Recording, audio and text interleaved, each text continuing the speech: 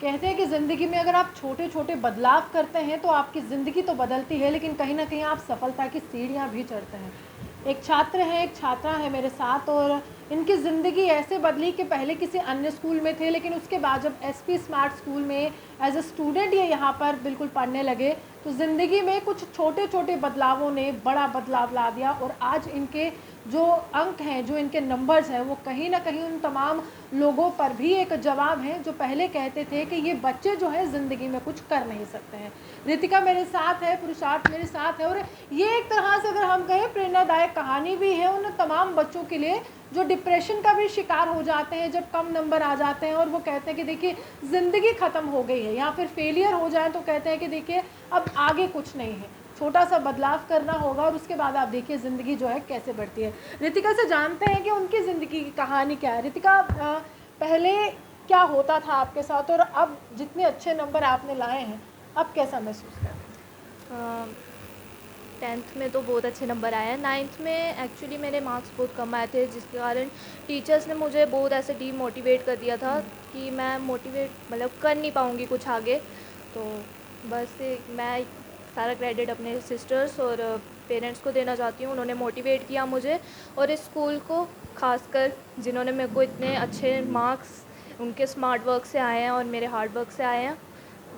अच्छा, उस टाइम पे क्या महसूस होता था? आपने कहा कि जिस तरह से हम कहते हैं कि शिक्षक आपको शिक्षा देता है लेकिन आपकी ज़िंदगी बदल देता है, तो जब वो टीचर्स ही आपको डिमोटिवेट करता है, वो कहते हैं कि आप कुछ कर नहीं सकते हैं, तो दिल टूटता है?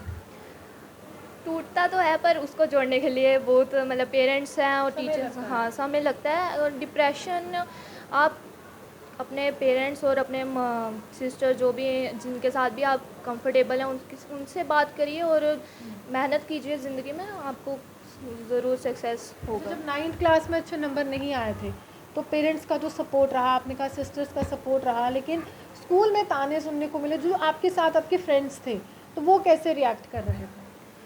फ्रेंड्स एक्चुअली उनके बहुत अच्छे नंबर आए थे, तो मेरे गंदे आए थे, तो टीचर्स ने मुझे कहा कि इसके सारे दोस्त पास हो गए हैं, यही रह गए हैं। कंपैरिजन हो हाँ, जाता है। कंपैरिजन। तो उससे मेरे को हुआ था, पर फ्रेंड्स ने कहा था कि हो जाएगा, पर नहीं लेकिन ऐसे। वो तो ज़िंदगी में आगे बढ़ गए। हाँ, बढ़ गए, तो उनको अब क्या फ़र्क पड़ेगा मेरे ना होने से और होने से। अच्छा, अभी कितना बदलाव देखते हैं? क्योंकि अभी आप मीडिया चैनल्स पर इंटरव्यू दे रही हैं, 1 साल पहले आप बहुत दुखी थी, लेकिन अब आप एक तरह से प्रेरणादायक एक तस्वीर पेश करें कि इंस्पिरेशनल फिगर भी बन चुकी हैं। मेहनत उसके पीछे टीचर्स भी हैं और पेरेंट्स ऑब्वियसली सारे अच्छा, ही। आपसे मैं जानना चाहूँगी कैसी मनोस्थिति थी, मेंटल जो सिचुएशन इनकी कैसी थी उस टाइम पे? क्योंकि दुनिया के ताने सुनना, और सबसे बड़ी बात है कि आपके फ्रेंड्स जो आपके साथ बैठते हैं, आप जिनके साथ नोट्स बनाते हैं, और वो आगे बढ़ जाते हैं और आप पीछे रह जाते हैं, तो वो मनोस्थिति क्या थी? क्या मेंटल लेवल था उस टाइम पे इनका? मैम एक्चुअली ऐसा होता है ना कि हमारी सोसाइटी में ना एक हाइप बना दी गई है कि जो सीबीएसई स्कूल्स हैं वहाँ पे पढ़ाई बहुत अच्छी होती है, और जो हमारे ये जेके बोर्ड के स्कूल्स हैं उनमें जो पढ़ाई है वो अच्छी नहीं होती है। तो मैं मैम आज आपके थ्रू ये बात क्लियर करना चाहती हूँ कि स्पेशली अब मैं इसी इंस्टीट्यूशन की बात करूँगी। I am her sister and also a teacher hair.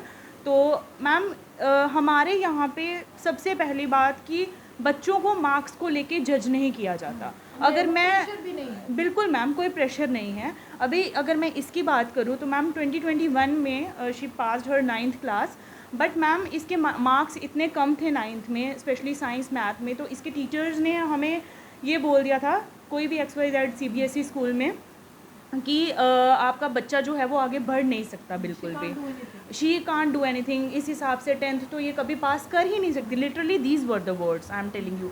उसके बाद मैम हमने इसके पेरेंट्स को ये स्कूल जो है वो रिकमेंड किया था, क्योंकि खुद मेरा जो अपना भाई है वो भी यहाँ से बड़ा है, और वो भी सीबीएसई स्कूल में इसी चीज़ का शिकार होके यहाँ पे आया था, और उसको भी इतने मुश्किल दौर में डाल दिया था उन लोगों ने। सोशल मतलब जो हमारा आजकल का यूथ है ना वो सोशल बहुत है। हमें बहुत प्रेशर सोशल हमारे ऊपर रहता है कि हमें मतलब कि दिखाना है सबको, दिखावा बहुत ज़्यादा है। बट मैम हमारे स्कूल में ऐसा कोई दिखावा नहीं है। हमारे एसपी स्मार्ट स्कूल में बच्चे की overall health, mental health education और मॉरल वैल्यूज़ के ऊपर जो है वो किया जाता है, मतलब फोकस। और ये कोई प्रिपेयर्ड नहीं है, मैं अपने एक्सपीरियंस से ये चीज़ बता रही हूँ, क्योंकि ये मेरे साथ दूसरा केस है। मेरा अपना खुद का भाई उसी स्कूल से डिटेन होके आया था, इतना डिप्रेस्ड था, इतना ज़्यादा उसके ऊपर प्रेशर बन गया था, चुप चुप रहने लग गया था। उसे हमने यहाँ डाला मैम, एक साल के अंदर मेरे भाई की इम्प्रूवमेंट हमने देखी थी। और ये बच्ची आपके सामने सबूत है, जिसके 60s में भी मार्क्स नहीं आ रहे थे, आज के टाइम पे इस लड़की ने 96% मार्क्स जो हैं वो स्कोर किए हैं। तो सारा क्रेडिट मैं तो स्कूल को ही दूंगी। देखिए, ओवरऑल डेवलपमेंट की बात करते हैं, जिसको हम संपूर्ण विकास भी कहते हैं, तो हर एक चीज़ जो है आपको यहाँ पर मिलने वाली है। एक और छात्र है, आपके साथ क्या हुआ था 9th में? मैम एक्चुअली मैं इस स्कूल में 8th स्टैंडर्ड में आया था। उससे पहले मैं दूसरे स्कूल में था, तो वहाँ पर मेरे को मतलब मेरी मेंटालिटी ऐसी थी कि मुझे 70 to 80% marks, I was like I have must scored, मतलब मैं बहुत खुश होता I have था। done well. यस, लेकिन जब मैं इस स्कूल में आया तो मुझे पहले तो ये भी पता लगा कि कंपटीशन कितना है, क्योंकि कंपटीशन कितना है। और फिर हमारे स्कूल ने हमको इसी तरह प्रिपेयर किया कि हम पढ़ते ही ऐसा थे कि जब भी टेस्ट कोई होता तो हमारे मार्क्स ऑटोमेटिकली अच्छे यानी वो आते। कहते थे आप हार्ड वर्क कीजिए, हम स्मार्ट वर्क करते हैं। यस, क्योंकि हमको ज़्यादा टेक्निक का पता नहीं होता। हम हार्ड वर्क तो कर सकते हैं, लेकिन टेक्निक, स्मार्ट वर्क बहुत ज़रूरत है। वो हमारे टीचर्स को बहुत अच्छे से आता है। वो हमको ऐसे ट्रेन करते हैं कि हमारे नंबर कम आते ही नहीं है। तो जैसे ही मैं यहाँ पे आया, 8th स्टैंडर्ड में ही मेरे 98% मार्क्स आए थे, तो मेरे को बहुत अच्छा बूस्ट मिला। 9th में भी मैंने अच्छा स्कोर किया, और आज 10th में मेरे 97% आए। अच्छा, कभी सोचा था कि मतलब एक टाइम ऐसा था कि आप उस एक सीरीज़ में फॉल नहीं कर रहे थे, 90s की सीरीज़? आजकल तो बच्चों को 95 भी बहुत कम लगता है, लेकिन आज आपके इंटरव्यूज़ हो रहे हैं, लोग आपसे इंटरेक्ट कर रहे हैं, आपकी सक्सेस स्टोरी जानना चाहते हैं, तो कितना ज़्यादा आपको लगता है कि स्कूल को क्रेडिट भी है, और एक तरह से जो मेंटल सपोर्ट है फैमिली का, वो कितना ज़रूरी रहता है एक भी किसी छात्र की ज़िंदगी में जो मेंटल प्रेशर से गुजर रहा है? मेंटल प्रेशर तो अगर आप कम स्कोर करो एट ए सिचुएशन तो बहुत रहता है, लेकिन सबसे बड़ा रोल होता है पेरेंट्स का और टीचर्स का। अगर उनका आप पे सपोर्ट है तो फिर आपको कोई मेंटल प्रेशर नहीं लगेगा। वो आपको उल्टा जल्दी से जल्दी रिकवर करने में ही मदद करेंगे, आपकी बहुत ज़्यादा हेल्प होगी, आपको ज़्यादा लगेगा ही नहीं। क्योंकि शुरू में मेरे को भी स्कूल में आता था, मेरे मार्क्स कम ही आते थे, वही बिलो द एवरेज स्टूडेंट्स, लेकिन धीरे धीरे उन्होंने मेरे को गियर अप किया, इतना किया। लास्ट में जब मैंने रिजल्ट पेपर दिया तो आई वॉज लाइक, ये तो मैं रोज़ देता हूँ पेपर, ये बोर्ड का पेपर। आसानी हो गई। तो जब फैमिली, अगर मैं कहूँ, फैमिली भी डिप्रेस हो जाती है कि आपका बच्चा जब आपके सामने डिप्रेस होता है तो फैमिली भी कहती है कि नहीं, बहुत हो गया, क्यों गलत हो रहा है हमारे बच्चे के साथ? तो आपका क्या रिएक्शन था उस टाइम पे जब ये कह रहे थे कि उस दौर से ये गुजर रहे थे? मैं पहले माँ भगवती को प्रणाम करना चाहती हूँ कि हमारे पे ऐसी कृपा की कि हमें ऐसा स्कूल मिला। तो डिप्रेस तो हुए थे। ये बेसिकली ये उर्दू स्टूडेंट था। हाँ, इसने 6th में उर्दू रखी थी, इसको शौक था, उसकी वजह से ही हम इधर उधर भटक रहे थे। जब हम स्कूल में आए, उन्होंने शिवांग सर ने और शिल्पा मैम ने बोला, आप डोंट वरी, अब बच्चा हमारे पास आ गया है, आपको टेंशन लेने की कोई ज़रूरत नहीं है। 8th में इसके अच्छे मार्क्स आए, उर्दू में अच्छा हो गया थोड़ा बहुत, मगर 10th थी, उसके बाद कोविड आ गया। 9th में मैम ये एक स्टोरी समझ लो मेरी, मैं इतनी डिप्रेस हो गई कि उर्दू मुझे आता नहीं, मैं खुद गवर्नमेंट टीचर हूँ, कि अब इसको कुछ आ भी रहा है कि नहीं आ रहा है हमारे दिन। हाँ, सिखाएं कैसे, ऊपर से कोविड, आपको कोई एक्स्ट्रा हेल्प भी नहीं। तो मैंने इनकी आईजी मैम से बात की, मैं काफ़ी परेशान थी, उन्होंने मुझे शिवांग सर का नंबर दिया, तो मैंने कॉल किया, पहली रिंग पे ही शिल्पा मैम ने मेरा फ़ोन उठा लिया। उन्होंने मुझे इतना रिलैक्स फील कराया कि डोंट वरी, ये हमारा बच्चा है, हमने इसको उर्दू करानी है। फिर उन्होंने शिवांग सर से बात की, उन्होंने तो बिल्कुल स्ट्रेस फ्री कर दिया हमें। और इस बच्चे के लिए स्पेशल ऑनलाइन क्लास तो होती थी, एक बच्चे के लिए डाउट क्लास लगाई उर्दू की, एक बच्चे के लिए 1 घंटा इसके लिए डेली।